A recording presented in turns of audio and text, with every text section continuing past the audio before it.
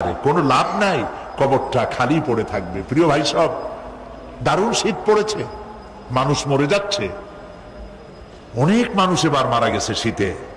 আল্লাহর কাছে আমরা বলবো, আল্লাহ তুমি দয়া করে শীত যেটুক না হলে হয় না, তুমি সেইটুক দাও, শান্তি হিসেবে দাও, রহমত হিসেবে দাও, জহমত হিসেবে আমাদেরকে তুমি দিও না। বলি আমিন। প্রিয় ভাই সব,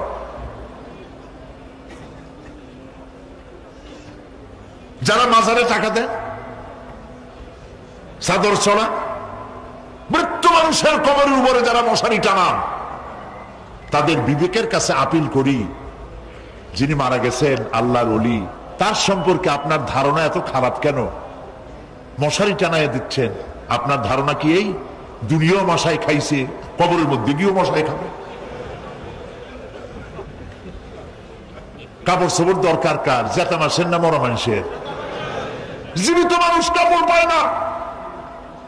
যে দেখেন পাহাড়তলি, যে দেখুন আপনার এখানে কত জায়গা, সব জায়গা তো আমি নাম মনে নেই, বটতলি, তালতলি, বদ্দার হাট, এই যে জায়গাগুলি, কত মানুষ ফুটপাতে শুয়ে আছে, আছে না? আহারে, আপনার স্ত্রীর কত শাড়ি আলমারি ভরা, ব্যবহারও করে না, বছরের পর বছর ওখানে নষ্ট হয়ে যাচ্ছে। 10টা শাড়ি বাইর করিয়া অনাথ অনাথিনী মেয়ে লোকদের গায়ে দিয়ে দেন। মাজারে টাকা দিলেন, চাদর দিলেন, যারা রাস্তার উপরে যারা কেনই গায়ে দিয়ে থাকে, আগুন পোহায়, একটু চাদর নাই, ওদের একটা কাপড় কিনে দেন। প্রিয় ভাই সব, দিল্লির সম্রাট শাহজাহান, তিনি তাজমহল তৈরি করেছিলেন তদানীন্তন বাজারে 20 কোটি টাকা খরচ করে, 20 বছর ধরে প্রচেষ্টা করে 22,000 শ্রমিক লাগাইয়া তাজমহল বানিয়েছিলেন। জানেন কিনা ইতিহাস? কোন বাজারে? যে বাজারে 1 টাকায় 8 মণ চাউল পাওয়া যাইত। বুঝছেন কথা? সেই বাজারে 20 কোটি টাকা খরচ করেছেন, 22,000 শ্রমিক লাগিয়েছেন, 20 বছর সময় লেগেছে তাজমহল করতে। এবার একটা নির্মম বাস্তব কথা শুনুন।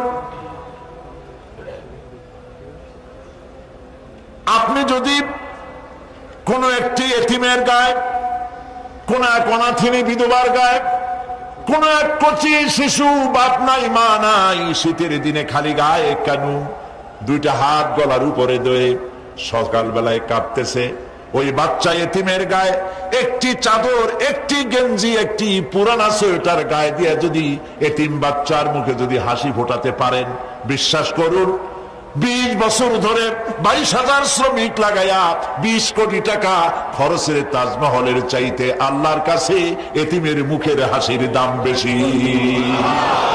আখিরাতে আমাদের সকলকে উঠতে হবে, সেখান থেকে কেউ আমরা কি বাঁচতে পারবো না, উঠতে হবে সবাইকে। অনেক লম্বা আলোচনা করব না, এখন শেষ করে দেই, বাকি কথা কালকে বলবো ইনশাআল্লাহ। বলেন ইনশাআল্লাহ। তবে আরো 2টা আয়াত আছে, না শুনলে, আরে ভাই কত জায়গায় ওয়াজ মাহফিল হয় সারা রাত, হয় না? সারা রাত ফজরের সময় গরুর গোশত খায়, জম্মের খাওয়া, সারাদিন পেট খারাপ, কি শুনলো আর কি কইলো আল্লাহ জানে। পরে লোকেরা জিজ্ঞেস করে, ভাই গত রাত্রে যে তোমার টের পাইনি, তুমি কোথায় গেছিলা? কয় বাবা গেছিলাম ওয়াজ শুনতে। কি ওয়াজ? কয় শেষ কথা বলে শেষ করা যাবে না। হাই রে ওয়াজ, কি ওয়াজ? কয় অনেক বিষয়। কয় ভাই আমি তো যাই নাই, 2-1টা বিষয় আমার শোনাও না। কয় আল্লাহর কসম সারা রাত তেমন শোনা শুনছি যার একটা কথাও আমার মনে নেই। দাম আছে এগুলার? দাম নাই। কিসসা কাহিনী হাবি যাবি, যার পেছনে কোরআন নাই, দলিল নাই, আছে শুধু হিংসা আর হিংসা। অমুকের তাফসীর খারাপ, অমুকের অমুক খারাপ, তমুক খারাপ, এই চিৎকার দিয়া বাজার গরম করতে পারবেন না। কারণ মানুষের আপনাদেরকে চিনে ফেলেছে, আপনারা ফাসাদ সৃষ্টি করতে চান, আপনারা মানুষের মধ্যে বিভেদ সৃষ্টি করতে চান। এই জন্য লাখ টাকা খরচ করে মানুষ পাবেন না মানুষ আসবে কোরআনের মহব্বতে, কোরআনের কথা শুনতে। সুবহানাল্লাহ বলো। প্রিয় ভাই সব,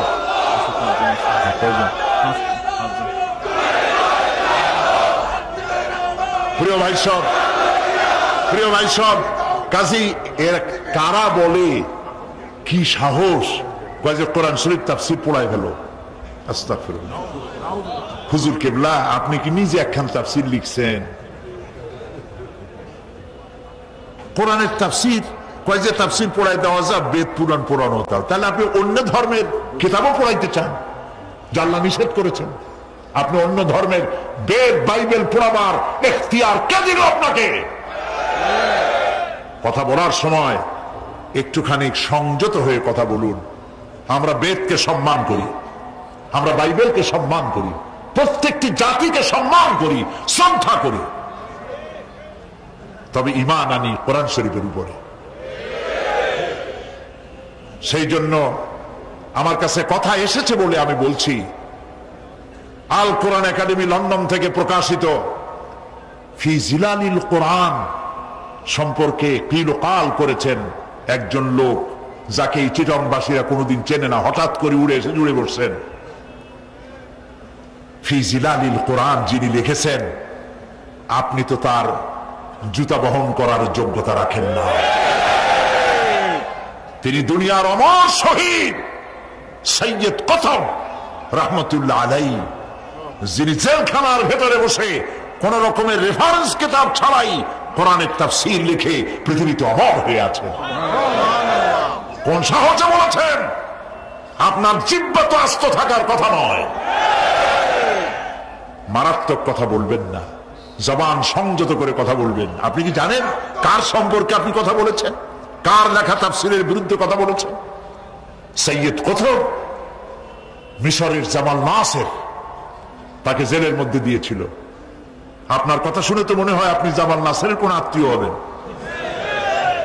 জামাল নাসের জেলের মধ্যে ঢুকায় দিয়া শিকারী ক্ষুধার্ত পাগলা কুত্তা ঢুকায় দিয়েছে, দরজা বাইরের থেকে বন্ধ করে দিয়েছে। কয়েক ঘন্টা পর সেনাবাহিনীর লোকদেরকে পাঠিয়ে দিয়েছে যে দেখো জেলখানার ভিতরে কুত্তার সাথে কুত্তায় কি ব্যবহার করে।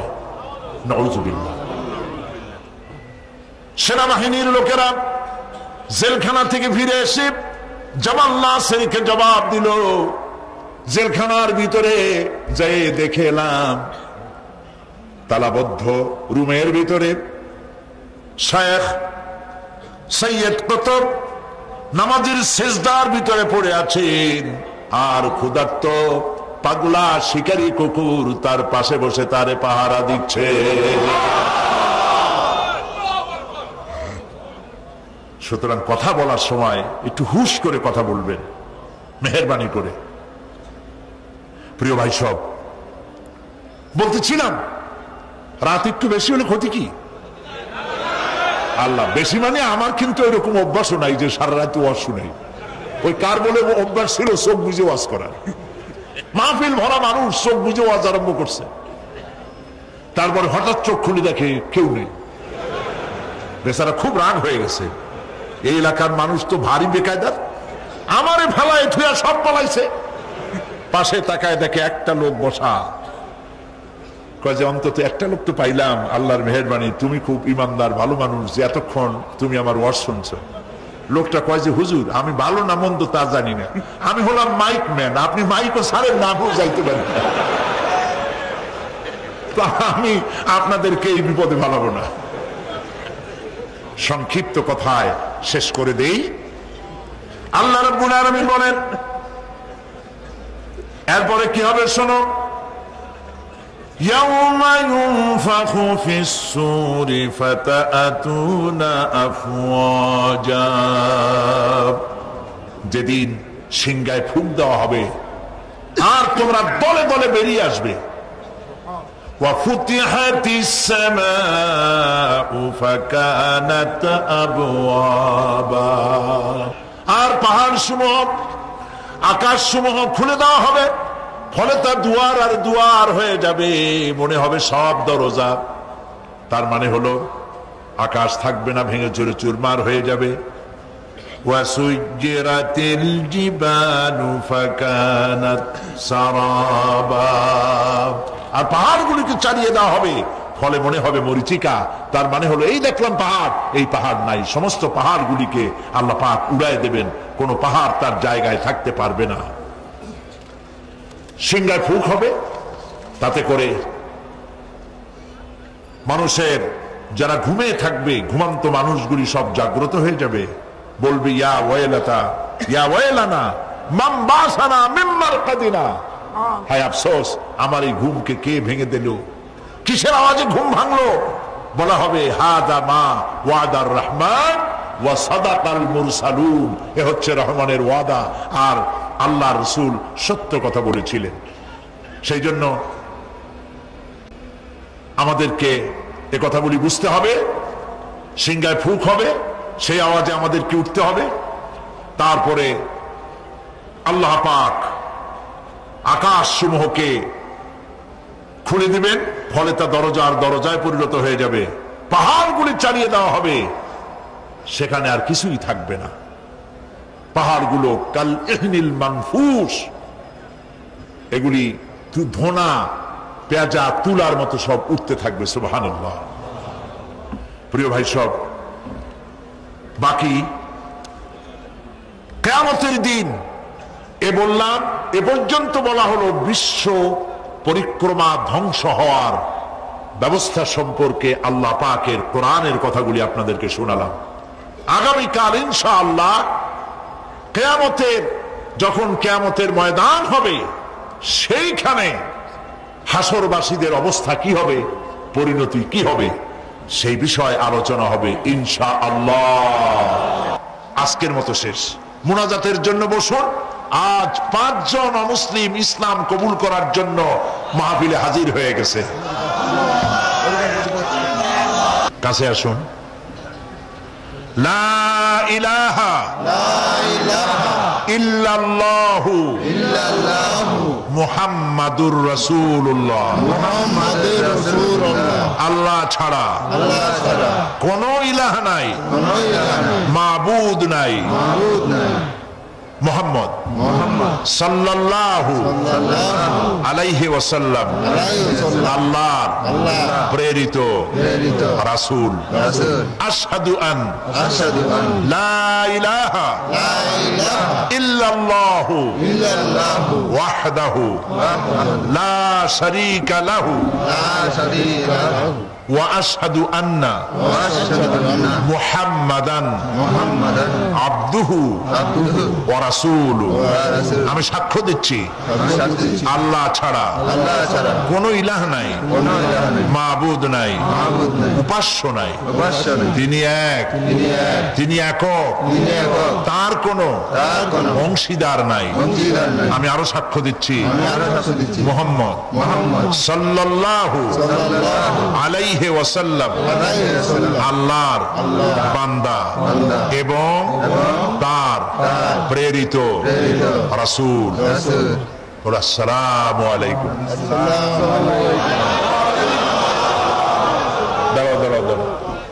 আল্লাহর মেহেরবানি, এরা এখন মুসলমান হয়ে গেল, আলহামদুলিল্লাহ। বলি আলহামদুলিল্লাহ। আল্লাহ পাক তাদের গুনাহ খাতা সব মাফ করে দিয়েছেন। এই মুহূর্ত পর্যন্ত জীবনে যা করছে সব মাফ। সুবহানাল্লাহ। আমি এই বিশাল মাহফিলের পক্ষ থেকে তাদের জন্য দোয়া করি, আল্লাহ যেন খাঁটি মুসলমান বানায় দেন। আমাদের ঘরের মুসলমানগুলি সর্বনাশ হয়ে যাচ্ছে, সেখানে এরাও ইসলামে এসে যেন আল্লাহ পাক তাদের ভাগ্যকে তাওহীদ দিয়া চমকায় দেন। তারা যেন নামাজি হয়, তারা যেন দিনদার হয়, তারা যেন নিজেরা রুজি করে নিজ পায়ে দাঁড়াতে পারে। আসমান এবং জমিনের বালা মুসিবত থেকে আল্লাহ হেফাজত করেন। সবাই বলেন আমিন। আমি এই বিশাল লক্ষ লক্ষ জনতার এই বিশাল মাহফিলের পক্ষ থেকে, আপনাদের সকলের পক্ষ থেকে ইসলাম গ্রহণ করার কারণে আমি তাদেরকে আলিঙ্গন করছি।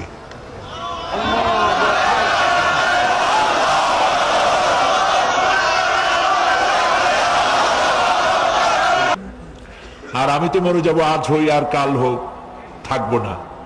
এই মাহফিলে একদিন দেখা যাবে সাইদি নাই। ক্যাসেটগুলি ছড়িয়ে পড়েছে সারা বিশ্বময়, কিন্তু ক্যাসেটও এক সময় নষ্ট হয়ে যায়। লিখিত কিতাবগুলি থাকে। সেই জন্য তাফসীর লেখা হয়েছে, তাফসীরে সাঈদী আমপারা 588 পৃষ্ঠা, তাফসীরে সাঈদী সূরা ফাতিহা 520 পৃষ্ঠা, এবং সূরা আসর ছোট্ট একটি সূরা 788 পৃষ্ঠা। জীবনের সফলতা দুনিয়ার উপরে নির্ভর করে না, আখিরাতের উপরে নির্ভর করে। যারা এগুলি সেবেছে, আমি ছাবি নাই, যারা সেবেছে গ্লোবাল নেটওয়ার্ক ওরা ছেড়েছে, আমি তাদেরকে বলেছি সামান্য প্রফিটে ছেড়ে দিবে। তারা খুব সামান্য প্রফিট নিয়ে এই বিশাল গ্রন্থ প্রতি খণ্ড 200 টাকা করে তারা হাদিয়া রেখেছে। নিজেরা কিনুন, অন্যকে পড়তে দিন। কোরআনের চাইতে শ্রেষ্ঠ কিতাব, হেদায়েতের কিতাব পৃথিবীতে আর নাই। আল্লাহ পাক আপনাদেরকে ইসলামী দ্বীনি বইপত্র খরিদ করার তৌফিক দান করুন, এবং যাওয়ার সময় সমাজ কল্যাণ পরিষদের হাতে টাকা তুলে দিয়ে যাবেন। একটা মাহফিল শুধু তারা করে না, এই সমাজ কল্যাণ পরিষদের একটি মাত্র স্কুল ছিল, শাহ ওলিউল্লাহ ইনস্টিটিউট, তাই না? শাহ ওলিউল্লাহ ইনস্টিটিউট ছিল, আমিও সেটার গোড়ায় ছিলাম।